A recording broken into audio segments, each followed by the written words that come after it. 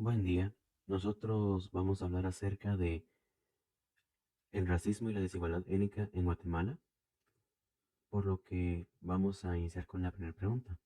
¿Cómo se fomentaron las teorías racistas en los siglos XVIII y XIX en Europa? ¿Y en qué consistió la jerarquización de categorías de seres humanos? Pues bien, todo ocurrió durante el periodo de la Ilustración cuando Carlos Linneo, el padre de la taxonomía moderna, decidió clasificar a la especie humana en cuatro razas: asiáticos, europeos, americanos y africanos. Años después, Johann Blumenbach complementaría lo escrito por Linneo y clasificó a los seres humanos en cinco grupos de acuerdo a rasgos físicos. Estos serían blanco caucásico, amarillo mongólico, cobrizo americano, pardo malayo y negro o etiópico. A raíz de esto, surgió una división entre personas monogenistas y poligenistas.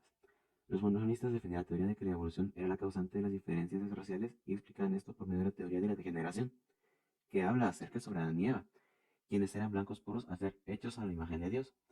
Pero al salir del Edén, la raza fue degenerándose a raíz de factores externos, mientras que los poligenistas decían que al surgir de forma diferente las personas, los indios y negros, eran inferiores a los blancos en inteligencia y cultura. De esta manera, las diferencias raciales poco a poco empezaron a influir o a determinar distintas características sociales y morales, además de ser una de las defensas constantes del sistema de la esclavitud durante la época del expansionismo, ya que esto indicaba que los pueblos evolucionaban según los mismos pasos, por lo que si un territorio estaba atrasado en relación de otros territorios, era inferior.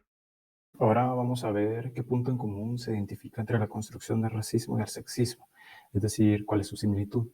Pues la similitud que existe entre el racismo y el sexismo es que ambos surgen de esta idea, de este prejuicio, que existe una pseudo jerarquía social o incluso racial, en donde unos individuos están por encima de otros, o que se cree que existe cierta superioridad o roles o incluso tareas que desempeñan de una mejor o peor manera.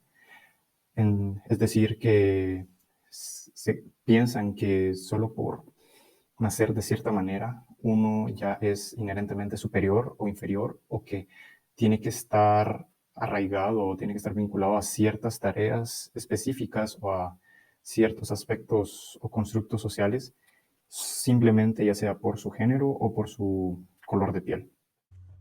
¿Qué proyecto político se justificó a través de estas teorías racistas? La esclavitud fue justificada a través de teorías racistas, ya que ponía que había una raza superior y las razas que eran de menos tenían que trabajar de manera forzada para las razas superiores. ¿Por qué la creación de las fincas de mozos en Guatemala a partir del 1871 ejemplifica la influencia de las teorías racistas en Guatemala? Durante la época colonial en Guatemala se le prohibió a personas indígenas vivir en áreas urbanas, lo cual las llevó a tener que vivir en áreas rurales donde solo podían hacer trabajo agrícola. Y vinieron los colonizadores y decidieron utilizar esto para forzar a las personas indígenas que vivían forzadamente en áreas rurales, a trabajar para ellos.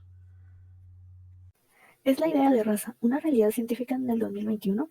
Según el Diccionario de Sociología de Pratt Fairchild, raza es la subdivisión biológica de una especie basada en la semejanza que existe entre los descendientes y en el parentesco físico. Hasta ahora, las investigaciones nos mencionan que las características físicas diferentes entre todas las personas son superficiales, y los estudios genéticos han descubierto que a pesar de estas diferencias superficiales, los humanos compartimos la mayoría de los rasgos genéticos, además que ya no se cree en la superioridad biológica de uno de los grupos humanos sobre otros, por lo que podemos decir que actualmente la idea de raza ya no es una realidad científica, sino más bien ideológica y social de las personas. Yo les voy a explicar la pregunta de por qué el racismo puede ser inconsciente, tal como el sexismo. Pues aquí coloqué dos ejemplos. Primero, empezando por los bebés.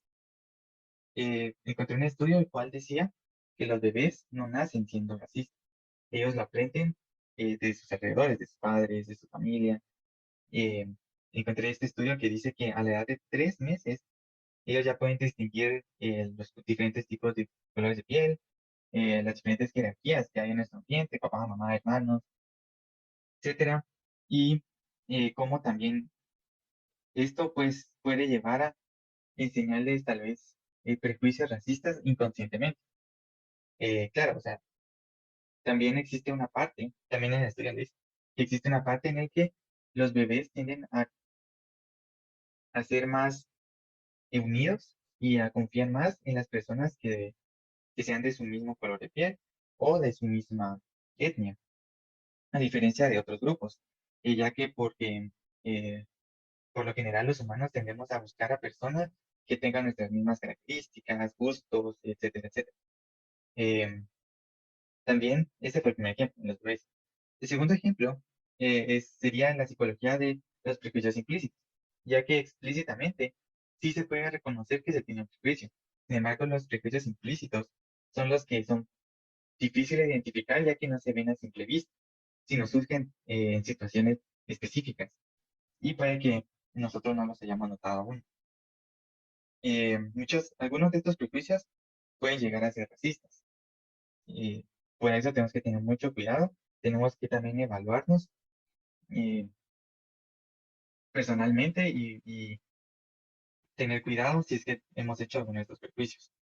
Eh, Luego está la pregunta, el inciso que dice que describa un estereotipo racista, cómo se podría derivar en un prejuicio y cómo este prejuicio se puede convertir en una discriminación. Pues yo puse un estereotipo, el cual es, ha sido muy utilizado durante estos últimos meses y bueno, años en Estados Unidos, que es que los hombres de color son peligrosos, lo cual no es cierto. Pero de este estereotipo se deriva el prejuicio de que no se les debe acercar a las personas de color y es mejor evitarlas porque no se sabe qué van a hacer, ¿verdad? Lo cual es mentira y debería quitarse este prejuicio, pero sin embargo está muy arraigado en esta sociedad estadounidense, ¿verdad? Esto se ha convertido en una discriminación, ya que hemos visto ya en los últimos años cómo policías han arrestado y tacleado, golpeado severamente a hombres de color al ser detenidos y sin que ellos hayan hecho algún daño a los oficiales o hayan puesto resistencia por el simple hecho de ser de color. Bueno, ahora vamos a ver cómo empezó la persecución de la comunidad de Sepurzarco y cómo se relaciona con la existencia de las fincas de los Mozos en Guatemala. Pues la persecución empezó en los años 80, cuando los militares desaparecían a los hombres de la comunidad debido a que no cumplían con los requerimientos, con las demandas con respecto a la tierra. Y posteriormente, cuando las mujeres de la comunidad vieron que pues, habían desapariciones y que los hombres ya no estaban, entonces fueron a solicitar a averiguar qué fue lo que pasó y ahí fue cuando los militares se aprovecharon de ellas y las esclavizaron hasta cierto punto, las esclavizaron, abusaron, incluso violaron y por un tiempo. Y así fue como comenzó y se dio origen a lo sucedido en Securzarco. Y esto se relaciona a las fincas de los Mozos porque no solo en ambas comunidades las personas indígenas eran las víctimas, eran las que eran violentadas por parte de los opresores, en este caso los militares, que también se veían afectados por cuestiones de tierras y también con una explotación en ambos sentidos y violación a sus derechos humanos básicos como individuos. Entonces, esa es la manera en que se relacionan ambos sucesos. ¿Por qué las atrocidades cometidas en contra de la comunidad Sepur-Sarco se analizan como actos de violencia racistas y de género? Bueno, según las investigaciones que se realizaron sobre estos hechos cometidos contra la comunidad de Sepur-Sarco, mostraron que de las 1.495 violaciones, el 99% de las víctimas fueron mujeres, aparte que el 89% de estas mujeres eran indígenas. Y por eso mismo podemos ver que en su mayoría, si no se podría decir que casi todas las víctimas fueron mujeres indígenas, lo que podemos concluir que fueron actos de violencia tanto racistas como de género en esa época. ¿Qué es lo que buscaba el ejército al sistematizar las violencias sexuales contra mujeres durante el conflicto armado interno?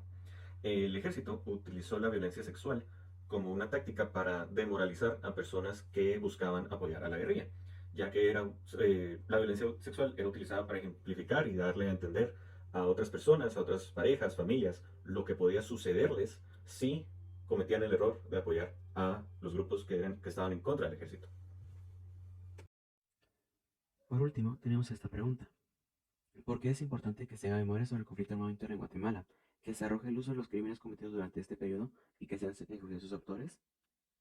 Pues bien, porque la historia es escrita de tal manera para que generaciones futuras no cometan los mismos errores del pasado, y que de esta forma se pueda crear un futuro mejor y próspero para todos, sin que los destrozos del conflicto afecten negativamente a la sociedad guatemalteca, sino que al contrario, le haga más fuerte y unida. La segunda razón es para que personas que cometieron actos contra personas inocentes y que buscan rescatar a su país reciban el castigo que se merecen y que debieron de recibir hace ya muchos años atrás. Personas como las del caso Diario Militar son un ejemplo de cómo varios funcionarios que debían servir al pueblo no fue ese caso, pues han quedado impunes de tales actos por ya casi 30 años.